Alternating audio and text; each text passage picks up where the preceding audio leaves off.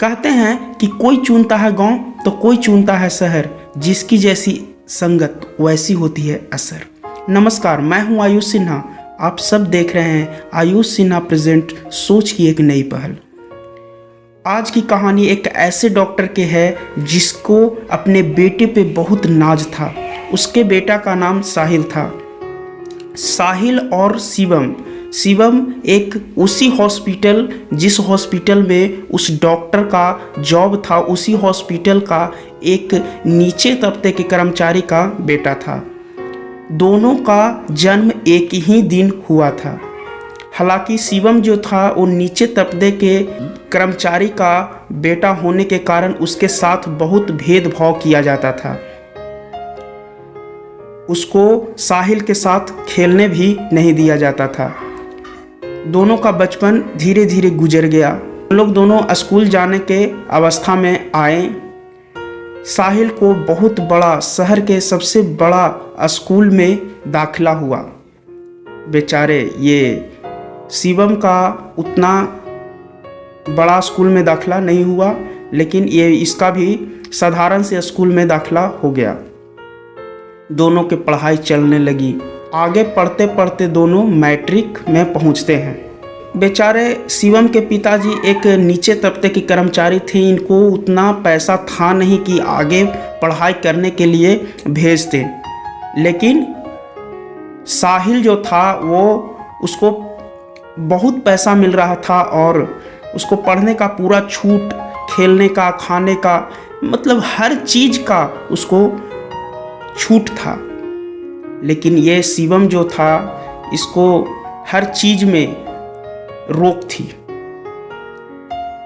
ये बेचारे शिवम को भली भांति ये सारे चीज समझ में आ गया था कि मेरे साथ भेदभाव किया जा रहा है। लेकिन ये करे तो क्या करे, बस अपने माइंड में एक चीज बैठा लिया था कि हमें भी कुछ तो करना है। मेरे साथ ऐसा क्यों किया जा रहा है। ऐसे ही करते करते दोनों का मैट्रिक का एग्ज़ाम पास कर जाते हैं। साहिल के पिताजी मेडिकल के पढ़ाई के तैयारी करने के लिए उसको शहर से दूर कोचिंग संस्थान में भेजते हैं। साहिल कोचिंग संस्थान ज्वाइन करने जाता है। वहाँ वो एडमिशन लेता है।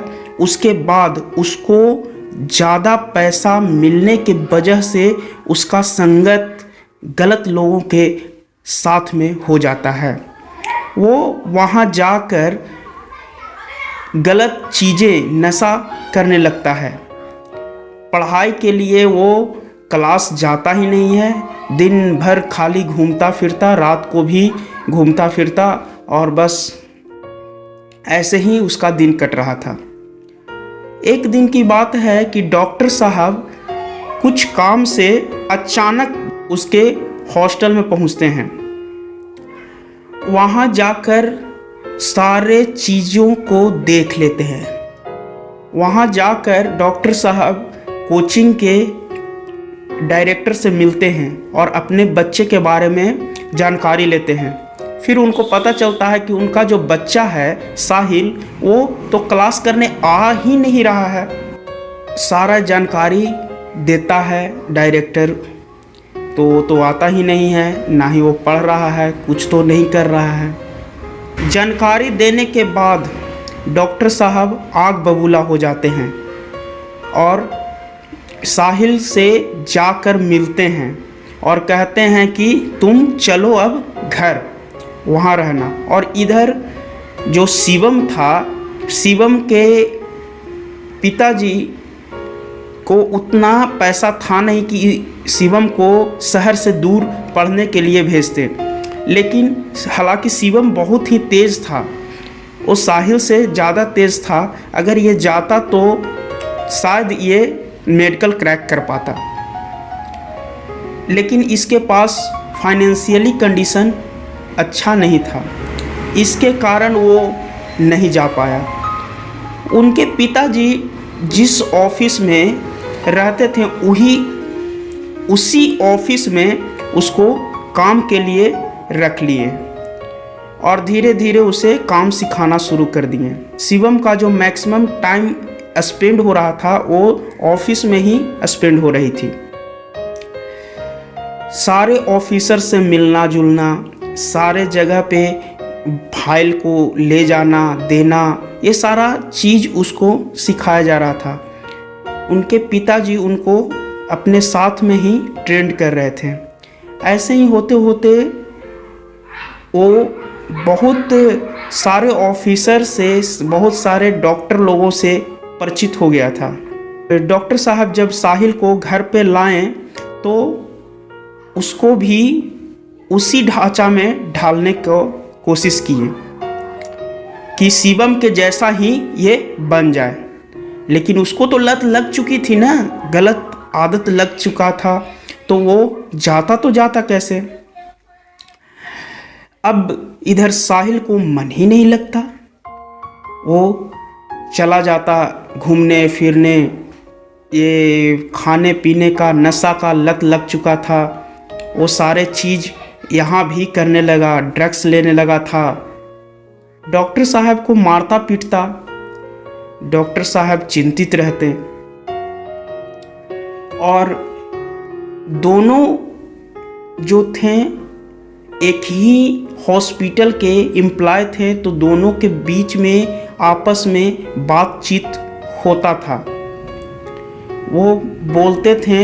हालांकि पहले तो शिवम के पिताजी को बहुत अंदर से लगता था कि मेरे बेटा नहीं पढ़ रहा है, फाइनेंशियली कंडीशन उतना स्ट्रॉन्ग नहीं है जिसके कारण मैं अपने बेटा को पढ़ा भी नहीं रहा हूँ, हे भगवान कुछ पैसा दे दो, ऐसा प्रार्थना वो करते रहते थे। लेकिन जब से ये ऐसा कंडीशन देखें कि साहिल के साथ, तो ये मन ही मन मुस्कुराने लगे और धन्यवाद भगवान को देने लगे। कुछ दिन बाद डॉक्टर साहब को बहुत ज़्यादा चिंता लेने के कारण हार्ट अटैक आ जाती है और उनकी मृत्यु हो जाती है। इधर शिवम को इतना सारे डॉक्टर से, पदाधिकारी लोग से इसका जो संगति था वो अच्छे लोगों के साथ में था, तो इसको एक पदाधिकारी के सिफारिश से क्लर्क में जॉब लगता है और उसका परिवार खुशी खुशी जीने लगता है। इधर साहिल का घर बर्बाद हो जाता है। इसीलिए कहते हैं दोस्त कि संगत रंगत बदल देगी। इसलिए सबसे पहले अपने संगत को सुधारो यदि अपने ज़िंदगी में रंगत लाना चाहते हो तो।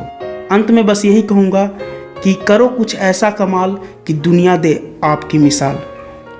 देखते रहिए हर रविवार मेरे पेज पे एक नई कहानी, और अपने दोस्तों के साथ शेयर करते रहें ताकि उनके भी ज़िंदगी में कुछ बदलाव आ सके।